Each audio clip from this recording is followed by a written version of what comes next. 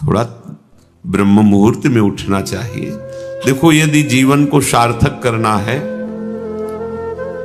तो जिसके शैया में लेटे हुए सूर्य भगवान का उदय हो जाता है, उसकी आयु, बुद्धि, श्री, तेज, बहुत सी बातें नष्ट हो जाती हैं। अगर आपको जीवन में चाहे लौकिक उन्नति प्राप्त करनी हो या पारलौकिक, प्रातःकालीन कम से कम सूर्य उदय होने के 2 घड़ी पहले, 24 दूनी 48 मिनट, अभी सूर्य उदय होने में 48 मिनट हैं, आपने सैया छोड़ दिया, इसके आगे सूर्य उदय होने के 48 मिनट पहले आप सैया से हट जाएं। अगर आप रात्रि में जगे हैं तो सूर्य उदय होने के 48 मिनट बाद फिर आप सो जाएं। लेकिन वो जो बीच का समय, प्रातःकालीन संध्या भुवन भास्कर भगवान पधार रहे और आप सो रहे हो, तो आपकी आयु, आपका वैभव, आपकी बुद्धि, ये सब नष्ट होने लगती है, पता नहीं चलता। लोग देखो कहां तेजवान चेहरे दिखाई दे रहे हैं, खूब तो सब खा पी रहे हो, खाने पीने क्या तेज एक अलग होता है, भागवतिक तेज अलग होता है। ब्रह्म मुहूर्त में उठे, प्रभु का स्मरण किया, जो 2-4 नाम ही सही, अपने बड़े बुजुर्गों को, गुरुजनों को भावना से प्रणाम किया। पहली बात, शरीर स्वस्थ रखने के लिए गर्म जल किया, हल्का, आधा लीटर से 1 लीटर तक जल पिया, भगवत भाव अर्पित करके वज्रासन में बैठकर। आप लोग दिनचर्या को नहीं करते हैं तो आप ब्रह्मचर्य को पचा नहीं सकते। ध्यान रखना, ब्रह्मचर्य कोई छोटी मोटी शक्ति नहीं है, उसको पचाने के लिए आपकी दिनचर्या दिव्य होनी चाहिए। फिर इसके बाद आप 5 मिनट 10 मिनट टहलिए, फिर सो जाइए। फिर जो शौचाचार की पवित्रता बताई गई उसके अनुसार आप स्नान आदि करके, पवित्र वस्त्र धारण करके, जैसे कोई महान व्यक्ति आ रहा है तो हम उसके आदर के लिए खड़े हो जाते हैं, ऐसे भुवन भास्कर पधार रहे, हाथ जोड़कर प्रणाम किया, अर्घदान किया, गुरु मंत्र जपा, आदि आदि। अब पड़े हो आप कि हम तो 2-3 बजे तक जगे हैं, ऐसा अगर आप भजन में जगे हैं तो भी सूर्य उदय के समय आप उठ जाइए। आपके गुरु आवे तो क्या आप सोते रहेंगे क्या? जो जगत गुरु हैं भुवन भास्कर, परम ज्ञान स्वरूप हैं, गायत्री छंद रूपी घोड़े हैं इनके रथ के, स्वयं भगवान अरुण देव सारथी हैं। और भगवान पीछे वर्णन किए, मैं ही सूर्य रूप से जगत को प्रकाशित करता हूं और ताप के द्वारा जल को सोख कर मैं ही वर्षा कराता हूं। भगवान का आदर करना।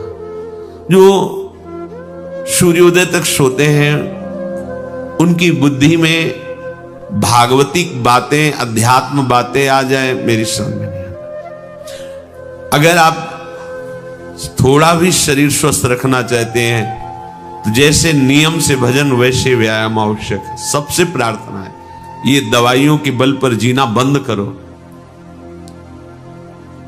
शरीर में जितनी आवश्यकता जल की है, अगर उतना नहीं जाएगा तो आपकी एसिड बनेगी, फुंसियां निकलेंगी, कब्ज बनेगा, कई परेशानी। हम साधकों को कहते हैं, कभी कभी जैसे पूछते हैं कितना जल पिया, वो अभी तो पिया नहीं। अच्छा, ये शरीर है, ये एक गाड़ी है, कोई सच्चिदानंद नहीं है। उचित आहार, उचित जल, व्यायाम के लिए कुछ समय नहीं। और भी 10 दिन बीमार पड़ोगे फिर देखो, आप कहते समय नहीं है। हमने अपने बीमार स्थिति की दिनचर्या को बताया, शीत धाम की 2 बजे उठना, जो आपको बोल रहे हैं ऐसे ही दिनचर्या करते, और 45 मिनट व्यायाम। इसके बाद तुरंत प्रणाम करके वृंदावन की परिक्रमा, फिर आके श्री जी की मंगला, फिर आके 9 बजे तक गुरुदेव भगवान की सेवा में, फिर वहां से आके श्री जी का श्रृंगार, फिर भिक्षावृत्ति आदि 12-1-2 बजे तक। कोई चाय, कोई पानी, कोई ऐसा कुछ नहीं कि बाल भोग, कुछ नहीं था ही नहीं। जिंदगी में 100 ग्राम दूध नहीं खरीदा कि भाई हमारा दूध बन, कभी नहीं ऐसा। पर कभी ऐसा महसूस नहीं हुआ कि मैं बहुत कमजोर हूं। ब्रह्मचर्य को पचाने के लिए बहुत शरीर को क्रियाशील होने की आवश्यकता है, या तो प्राणायामों के द्वारा, आसनों के द्वारा, अब न आसन है, न प्राणायाम है, न व्यायाम है, और फिर क्या, कैसे भावना आपकी भगवत भावना बनेगी? तो एक प्रमाद स्थिति, एक छिन्न भिन्न खिन्न स्वभाव, नहीं बात बनेगी। अध्यात्म का साधक जो होता है एक नवीन खिला हुआ कमल जैसा, मुख प्रसन्न तन तेज विराजा, कीनस रामचंद्र कर का। कोई असाध्य रोग, कोई बहुत पीड़ा, वो बात अलग है। नहीं तो ऐसा वो जैसे कमल खिला होता है ऐसे खिला रहता है। क्यों? हर समय चिंतन सही, आचरण सही, सब कुछ सही। जो भगवत भावना विहीन जीवन है वो मुर्दा जीवन है। जिन हरि भगति हृदय नहीं आनी, जीवित सब समान ते प्राण। वो जान नहीं रहे, मुर्दे जैसा जीवन है। क्या जीवन का महत्व? वही गंदे भोगों को भोगना, उसी का चिंतन करना, और भोग भोगने वाले शरीर को स्वस्थ रखने के लिए विषय सामग्री इकट्ठी करना, इसके बाद मर जाना। बोलो इसके अलावा और क्या है? ये बनाया, वो बनाया, वो बनाया, जरा सा हिला, पूरा का प्रांत नष्ट हो गया। क्या है इसमें? शाश्वत क्या है? हमें तसल्ली होती है, हमने एक मकान बना लिया, तसल्ली होती, 4 लड़के हो गए और काल का तमाचा लगा, पूरा का पूरा सब। क्या तसल्ली? हृदय को तसल्ली तब दो जब नाम चल रहा है, राधा राधा राधा। दिनचर्या ही नहीं बन पा रही है आज के इस नए समाज की, दिनचर्या ही नहीं बन पा रही, भगवत भावना ही नहीं है। देखो, अगर परिवार में रह करके आप भगवत भावना नहीं करते तो सब परिवार में रहकर आसक्त हैं और सब दुर्गति को प्राप्त होते हैं। जब तक भगवत भावना नहीं है तब तक सब अविधि पूर्वक है। मान लीजिए सब अविधि, विधि भगवत भावना है। कुछ भी, किसी से भी, कोई भी, बस भगवत भाव, वही आनंद का अनुभव हो जाएगा। अतः उनके द्वारा किया गया देवताओं का पूजन मूल में मैं ही हूं, मेरा ही है, पर वो अविधि पूर्वक है। अविधि पूर्वक का तात्पर्य है कि वो ये नहीं जानते कि इस रूप में सर्व सामर्थ्यशाली भगवान ही विराजमान है। कभी कभी मंत्रों का ज्ञान नहीं होता, पूजन की सामग्री शुद्ध नहीं होती, भाव शुद्ध नहीं होता, इसलिए उनका पूजा सेवा आगे चल करके फल प्रदान नहीं कर पाता। प्रभु कह रहे मेरे में रिझाने के लिए किसी पूजा सामग्री की या किसी धन संपत्ति की आवश्यकता नहीं।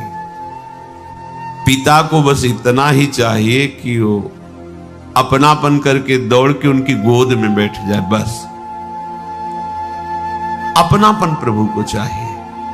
माया के भूल भुलैया से वापस लौटिए और एक बात केवल बैठ जाए अगर हृदय में कि मेरे प्रभु अब मैं थक गया हूं, यहां कोई मुझे सहारा देने वाला नहीं, अपना नहीं, नाथ मुझे अपना बना लो। ये बहुत बड़ी बात है हृदय की। किसी के बहुत भाग्यशाली होगा उसके हृदय में बात आए, प्रभु उसकी रुचि का विषय बन जाते हैं। प्रभु जहां वो ऐसा भावना करता है और उसकी रुचि हो जाती है प्रभु में। जैसे हमारी विषयों में रुचि, ऐसे प्रभु में रुचि हो जाती है। अब वो जो भी करता सब पूजा हो जाती है। ये राह से जल्दी सबको समझ में नहीं आता। ध्यान दीजिए, भगवत भावना विहीन आप जो भी कर रहे हैं वो सब अविधि पूर्वक है, भगवान कह रहे हैं। अगर भगवत भावना युक्त है तो जो भी कर रहे हैं सब विधि पूर्वक। कर्माबाई जी ने, एक विधि विधान जानने वाले संत ने जब कहा कि आप तो बिना स्नान में बड़ा अपराध, ऐसे तुम कैसे बना पा, और वो प्रातः अपनी स्नान आदि दिनचर्या करने लगी तो विलंब हुआ। फिर खिचड़ी अमनिया की ठाकुर जी को, ठाकुर जी आए गोद में बैठ के, एक कवल ही पाए कि उधर पर्दा, भाग के ठाकुर जी गए, खिचड़ी लगी थी। पार्षदों ने कहा जय जय तो अभी भोग ही नहीं पधराया। फिर और बोले कर्मा भाई है ना, वो मुझे भोग लगाती, और पता नहीं वो उस महात्मा ने क्या समझा दिया विधि विधान, वो भोरी भारी हमारी भक्ता, वो अब नहाने धोने में समय लगाने लगी, इसलिए आज विलंब। देखो तुम जाओ और उनसे कह दो हम विधि विधानों से फंसने वाले नहीं, विधि विधान हमें कोई फांस नहीं सकता है। एक प्रेम फांस है जिसमें मैं फंस जाता हूं। बिना किसी बंधन के अगर ये बंधते हैं उसका नाम है प्रेम डोरी। जय श्री भट्ट प्रेम रस बंधन, क्यों छूटे दृढ़ फंद, बसो मेरे नैनन में दो चंद। ये बात सबकी समझ में नहीं आती। जाओ उनको कह दो जैसे वो बनाती थी वैसे ही बनाओ। पूरा अविधि है। अगर शास्त्रीय सिद्धांत से दे देखो अविधि है, पर वो महान विधि है जो भगवान को आसक्त कर लिया। कौन सी विधि? मेरे अपने प्रभु मेरे प्यारे रात में भूखे रहते होंगे, ये भाव। भगवत भाव विहीन जितना जो कुछ आप कहोगे कि कैसे अविधि पूर्वक भगवान कह रहे हैं। देखो, जब मथुरा के ब्राह्मणों को भगवत पार्षद सखाओं ने निवेदन किया कि भगवान श्री कृष्ण और बलराम आज इधर ही गाय चराने आए हैं और वो भूखे हैं, आप थोड़ा सा कुछ भोजन सामग्री दे दीजिए। तो ऐसे देखा कि ग्वारिया है, बात ही नहीं की, अधिकारी ही नहीं समझा, बात का अधिकारी नहीं समझा। ऐसा नहीं कि इनको पता न चला हो कि भगवान का अवतार है, क्योंकि जब भगवान अवतरित हुए सबको पता था कि भगवान अवतरित हुए हैं। प्रायः सबको पता था, सबको। जैसे वायु शीतल चलती तो सबके अंगों में लगती है, इसलिए महान प्रकृति उल्लसित होकर नृत्य कर रही थी आनंद में जब भगवान का प्रादुर्भाव हुआ। और उन्होंने बाद में स्वीकार किया कि मैंने महापुरुषों से सुना था कि भगवान पधारे हैं, पर मेरा कितना दुर्भाग्य कि वो स्वयं यज्ञ भोक्ता भगवान आगे जैसे कहे, आम ही सर्व यज्ञानाम भोक्ता च प्रभुरेव च, समस्त यज्ञों का भोक्ता मैं हूं। स्वयं समस्त यज्ञों की भोक्ता मांग रहे हैं और वो यज्ञ करने वाले ब्राह्मण अनादर कर रहे हैं। हुई ना विधि। और उन्होंने स्वीकार किया है कि मुझे चारों वेदों का ज्ञान है, गायत्री का अनुष्ठान, त्रिकाल संध्या, जितना भी शास्त्रीय सिद्धांत सब पालन करता हूं, पर सबके लिए उन्होंने एक शब्द प्रयोग किया, धिक्कार है मेरे ज्ञान को, धिक्कार है मेरी पवित्रता को, धिक्कार है। स्वयं यज्ञ भोक्ता भगवान मांगे और हमने बात भी नहीं की, पर अहो भाग्य हमारे कि हमारी पत्नियां ऐसी निकली जो हमारी बात बन गई, भगवत साक्षात्कार करने वाली। वहां कौन सी विधान का पालन कर रही? एक ही विधान, केवल अपने श्याम सुंदर मेरे प्रभु की चर्चा सुनकर प्रभु में आसक्ति हुई, आसक्ति ने प्रभु का साक्षात्कार करा दिया।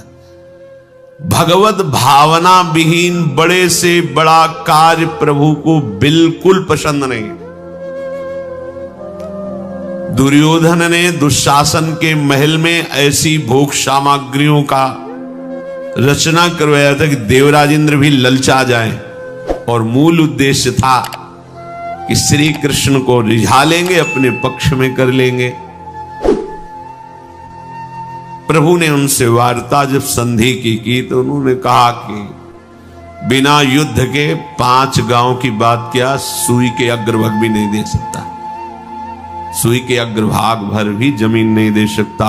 5 गांव की भगवान ने कहा था ऐसा करो, तुम हस्तिनापुर के चक्रवर्ती सम्राट पर बैठे रहो, 5 गांव दे दो पांडवों को, वो मेरे भक्त हैं, मेरा आदेश पालन कर। उनका सूजी अग्रे न केशवा, सुई की नोक भरेंगे। भगवान चलने लगे तो कहा आओ प्रसाद पा लीजिए, भोग पा लीजिए, आइए महल में। तो उनका पाया वहां जाता है।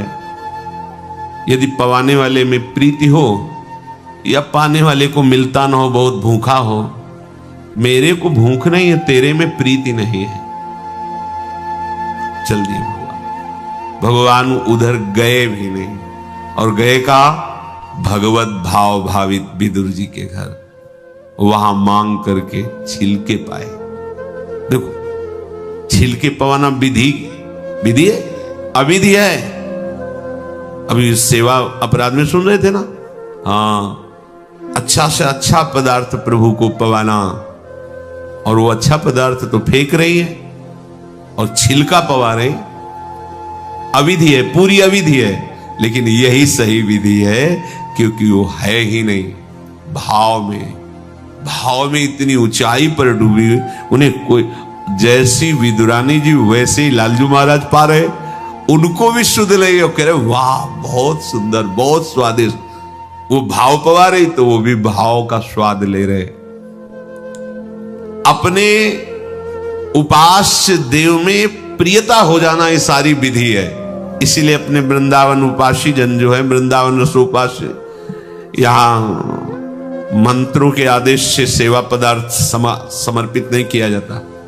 अमुक मंत्र पढ़ो फिर वो सेवा नहीं, यहां तो राधा राधा राधा। और जब जैसा भाव आया, जब जैसा भाव आया, या ऐसा नहीं कि ये ऐसे ऐसे ऐसे न, जब भाव आया अपने भाव में, भावोत्सवेन भजताम रस काम धेनु। भाव ये थोड़ा भक्ति का फलस्वरूप भाव होता है। जो प्रभु से विलग भाव करके उपासना की जाती है वो अविधि पूर्वक हो जाती है, और जो भगवत भाव करके की जाती है वो सब विधि मानी जाती है। जिसमें हमारे प्रभु को सुख मिले, ऐसी भावना करके जो भी किया जाए उससे भगवत प्राप्ति निश्चित है। क्योंकि श्री भगवान कह रहे हैं अहम ही सर्वयज्ञानां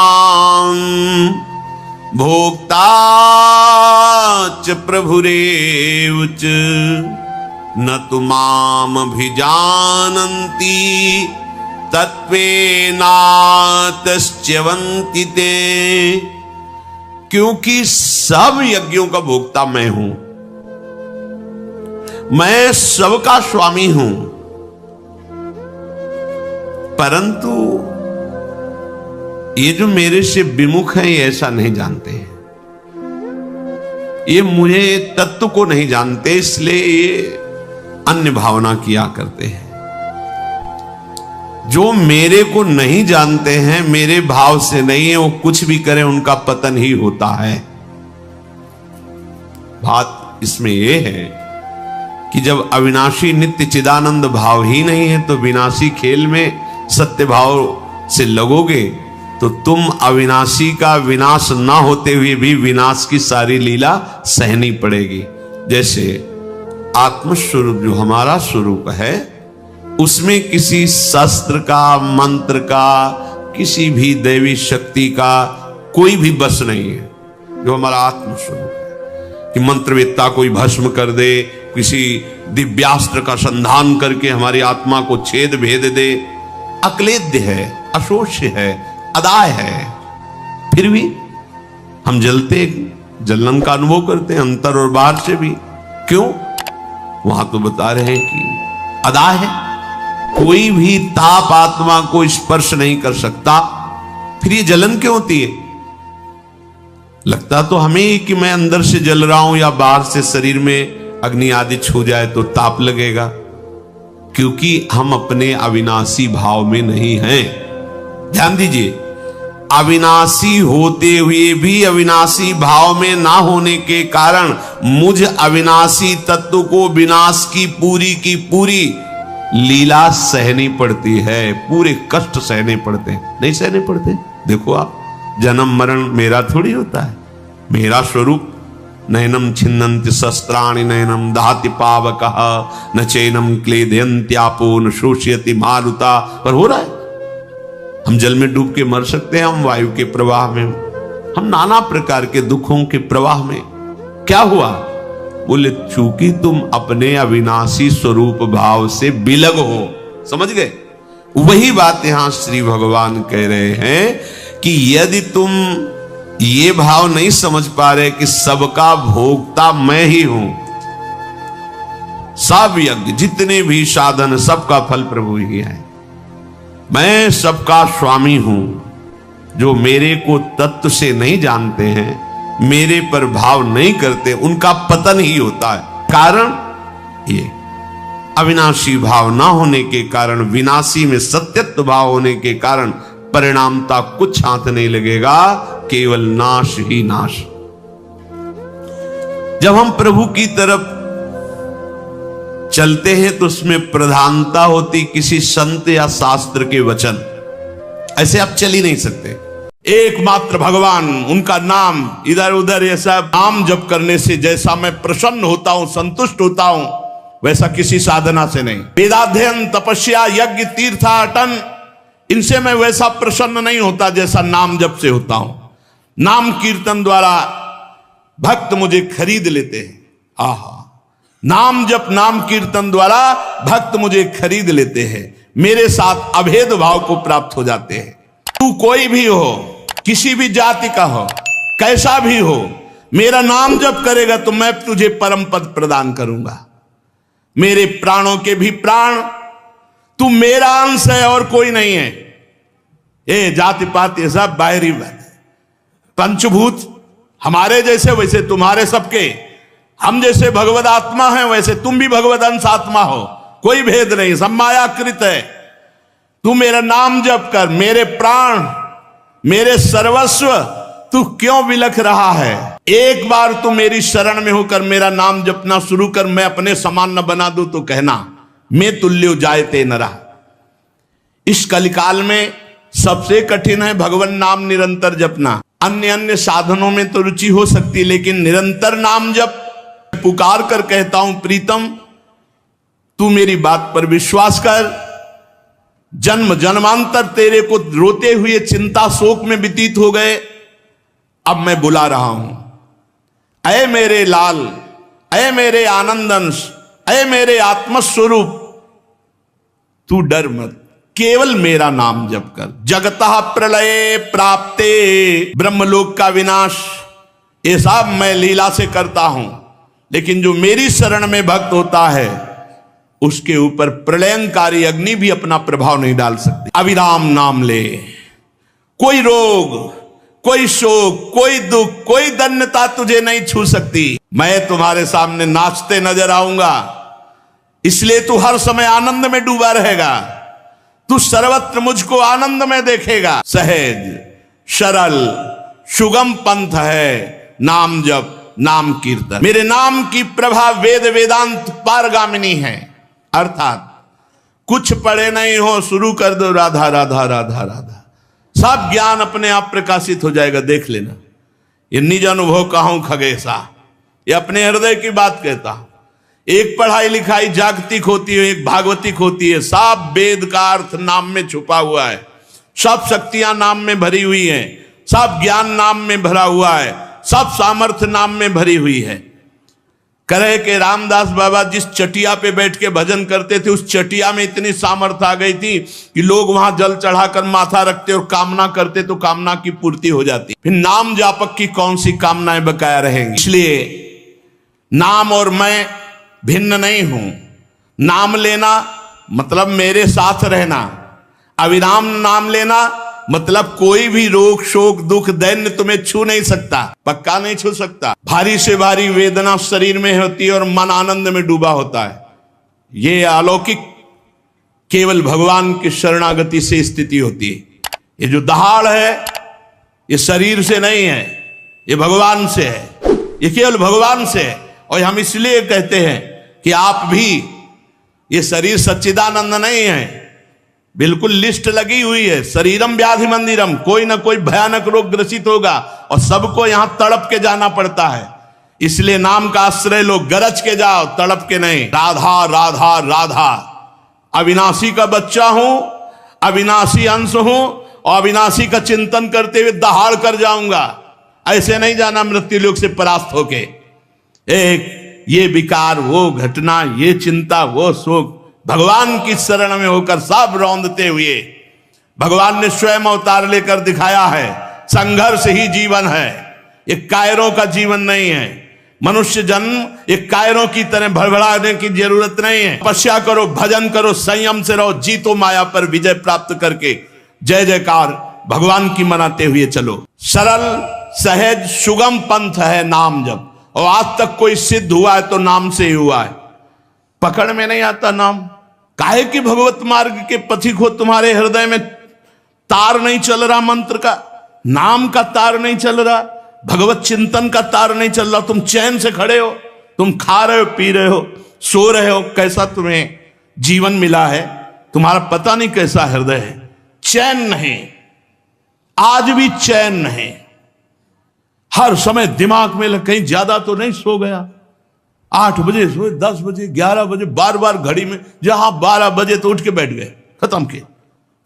अभ्यास योग युक्तेन चेतसा नान्यगामिना।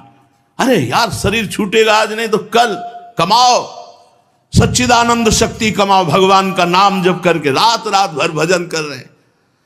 बेहोश हो गए, सो गए, बात अलग है, फिर जगे, फिर कमर कस के भजन में चैन नहीं। सहज सरल सुगम पंथ भगवान नाम जप। नाम में वेद वेदांत की सब सूत्र गतियां विराजमान हैं। हमने ऐसे नाम जापक देखे जिनके पास माला भी नहीं है, और जिन ऐसे जप रहे हैं कंकड़ रख के 108 गंगा किनारे, 1 ओम, 2 ओम, 3 ओम, वैराग्य की मूर्ति एक लंगोटी है। अगर कोई गुड़ भी लाता है तो उतना ही लेते हैं जितना तुरंत पाना होता है, कल के लिए नहीं रखेंगे। वैराग्य मूर्ति, ब्रह्मबोध संपन्न, और पढ़े लिखे एकदम नहीं हो, 1 ओम, 2 ओम, 3 ओम ऐसे जपते देखा है। उनके पास बैठो तो ब्रह्मानुभूति होती है, भजन का प्रवाह होता है। कल गीता वाटिका से कमल माता जी जो आई, इतनी नाम जापक, शरीर कांप रहा था सतोगुण से, 85 वर्ष की अवस्था है, और भाई जी और राधा बाबा के दुलार प्राप्त किए हुए, तो जब उन्होंने ऐसे स्पर्श किया तो ऐसा लगा कि जनो में बिजली का करंट छू गया वो आनंद का। काफी देर थर्राता रहा शरीर, जैसे उनका थर्रा रहा था ऐसे थर्राता रहा। कितनी ताकत है नाम जापक में। स्त्री शरीर होते हुए देवी है, साक्षात देवी, भगवान की प्रिय मूर्ति बन चुकी है इस समय नाम जप करते हुए भाई जी और पूज्य राधा बाबा के प्रभाव से। केवल नाम, ऐसे मशीन की तरह जबान चल रही थी, पूरा शरीर कांप रहा था सतोगुण के कारण। ऐसे बार बार वो कोशिश कर रही थी कि रोकने की, रुक नहीं रहा। क्या नाम ने स्थिति, एकदम ऐसा लगा कि भाई जी और राधा बाबा हमें अपना मानते हैं। तो हमको ये सौभाग्य मिला कि पूज्य माता जी आकर के दर्शन दिए। इस पर नाम जापक में अपार सामर्थ्य। सरल सहज सुगम पंथ नाम, मेरे नाम की प्रभा वेद वेदांत की पारगामिनी स्थिति। नाम से सब जागृत हो जाएगा। जो सर्वदा नाम लेते हैं वे जगत में पूज्य हो जाते हैं। कितने पापी तापी उनके संसर्ग से महापुरुष हो जाते हैं। अब और अवहेलना मत कर, समय को मत नष्ट होने दे। नाम ले, अखंड नाम लेने का अभ्यास कर। जब तक एक भी शब्द बोलने की ताकत है तो मौन रहकर नाम जप कर। चाहे तू शुचि हो या अशुचि, अपवित्र हो या पवित्र, नाम जप। प्रतिक्षण मेरा नाम ले। नाम से प्रेम प्रकाशित होता है, नाम जप से मेरा साक्षात्कार होता है। ए आनंद के लाल, तू किसी की तरफ भयभीत होकर गिड़गिड़ा मत, मेरा नाम ले। कोई आ दुख दूर करने वाला पैदा नहीं हुआ। अवश्य में भोक्तव्यम कृतम कर्म शुभाशुभम। एकमात्र भगवान, उनका नाम। इधर उधर ये सब, कोई तुम्हें जंतुर बांध दे, कोई कलावा बांध दे, कोई वस्त्र दे दे, कोई प्रसादी दे दे, उससे तुम्हारा शोक नष्ट हो जाए, ऐसा नहीं। वशिष्ठ जी, विश्वामित्र, बड़े बड़े महर्षि हुए हैं, वो सब तड़प करके कह रहे, सुनो भरत भावी प्रबल बिलख कहो मुनिनाथ, हानि लाभ जीवन मरण जस अपजस विधि हाथ। कहा मुनि से हिमवंत सुन, जो कछुल क्यों लीला, देव धनुज मुनि नाग नर को न मेटन हार। ये महापुरुष जन बोल रहे हैं। एकमात्र भगवान नाम, इसी से पुकार के कहता हूं, तू कोई भी हो, किसी भी जाति का हो, कैसा भी हो, मेरा नाम जप करेगा तो मैं तुझे परम पद प्रदान करूंगा। मेरे प्राणों के भी प्राण, तू मेरा अंश है और कोई नहीं है। ये जाति पात ये सब बाहरी बात। पंचभूत हमारे जैसे वैसे तुम्हारे सबके, हम जैसे भगवद आत्मा हैं वैसे तुम भी भगवद अंश आत्मा हो, कोई भेद नहीं, सब मायाकृत है। तू मेरा नाम जप कर, मेरे प्राण, मेरे सर्वस्व, तू क्यों विलख रहा है। नाहम वेदेन तपसा नेज्जया नापि तीर्थता, संतुष्यामि द्विज श्रेष्ठ यथा नाम नाम प्रकीर्तनात्। गानेन गुण नामों में मई सायुज्य मापनुयात्। नाम जापक साधुओं का परित्राण, दुष्कृत कार्यों का विनाश, धर्म की संस्थापना, ये तेरे द्वारा हो जाएगी यदि नाम जप करेगा। वैसे तो मैं अवतार लेकर करता हूं, लेकिन नाम जापक में मैं हृदय में बैठकर उसके द्वारा करवाता हूं। धर्म संस्थापन, पापों का नाश, दुष्कृति का नाश। ऐसा तेरा इष्ट हूं, अव्यक्त रहता हूं, दिखाई नहीं देता पर तेरे साथ हो। तुझे व्यक्त करना है तो मेरा नाम कीर्तन कर, मेरा नाम जप कर। आओ आओ, तुम्हें बहुत मैं शांति प्रदान करूंगा। आओ, तुम रोग, शोक, ताप, पाप सबसे मुक्त हो जाओगे। देखो, मेरे नाम की शीतल छाया में तुम कृतकृत्य हो जाओगे, तुम्हारी सारी व्यथा दूर हो जाएगी। तुम आज से नियम लो, हर श्वास नाम जप करेंगे, एक भी मिनट कभी नाम नहीं छोड़ेंगे। आओ, देखो मैं मुस्कुराता हुआ तुम्हारे पास खड़ा हूं, तुम्हें देख रहा हूं, तुम्हें पुकार रहा हूं। तूने इस संसार में जितना अपनापन किया उससे थोड़ा अपनापन मेरे से कर ले, फिर देख। थोड़ा अपनापन भगवान मांग रहे हैं। जैसे मां से, जैसे पुत्र से, जैसे मित्र से, जैसे भाई से, जैसे रिश्तेदारों में किसी एक रिश्ते से, ऐसे भगवान से अपनापन हो जाए। मेरे पास कोई भी ताप और शोक स्पर्श नहीं करता। शीतल प्राणों को करके, परम ज्ञान का प्रकाश भर करके, और बंसी बजाता हुआ तुझे मुग्ध कर लूंगा। तू केवल नाम जप कर। ऐसा ही है।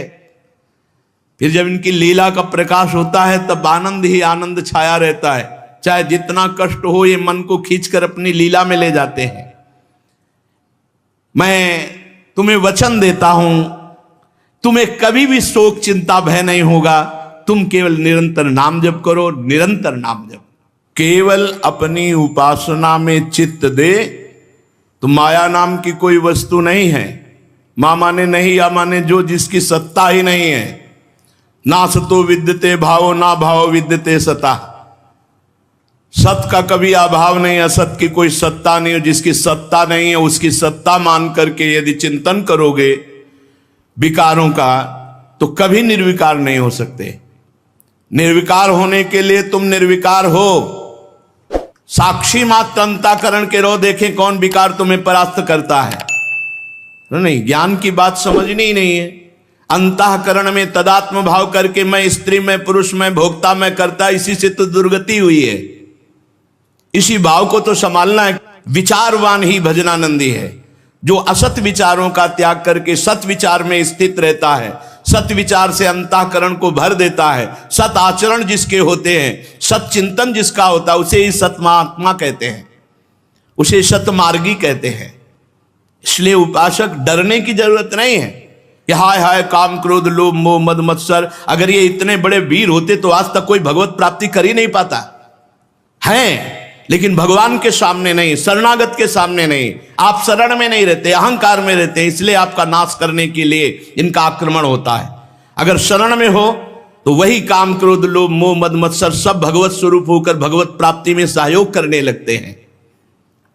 बड़े बड़े महात्माओं ने भगवान के चरणों का आश्रय लेकर इन विकारों पर विजय प्राप्त की है। अगर आप विकारों का ही चिंतन का बढ़ावा देंगे तो भगवान के चिंतन का कहां स्वाद ले पाएंगे।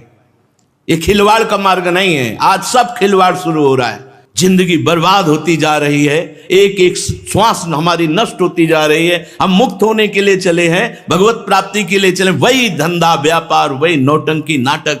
सत्य वस्तु की प्राप्ति के लिए आग तो दिखाई नहीं दे रही।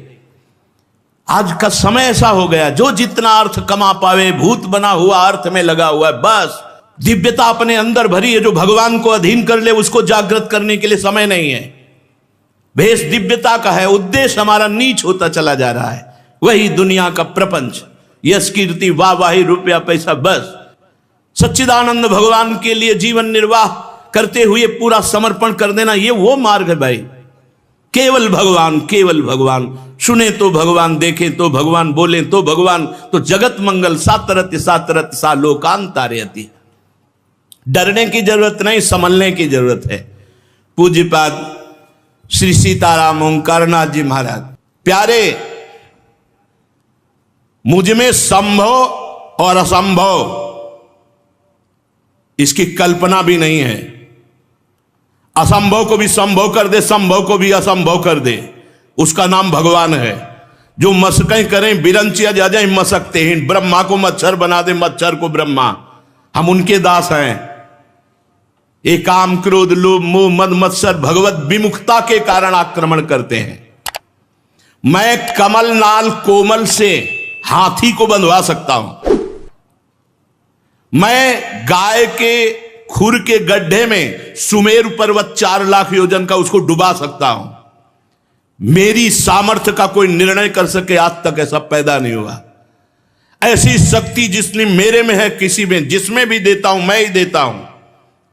तू मेरा दास है, तू चिंता कर रहा है, अरे तू चिंता का त्याग कर, केवल मेरा चिंतन कर, मैं तेरी सारी व्यवस्था करूंगा। योगक्षेमम वहाम्यहम्, पुकार, तू मेरे को पुकार, मत डर, मेरी शरण में आ जा।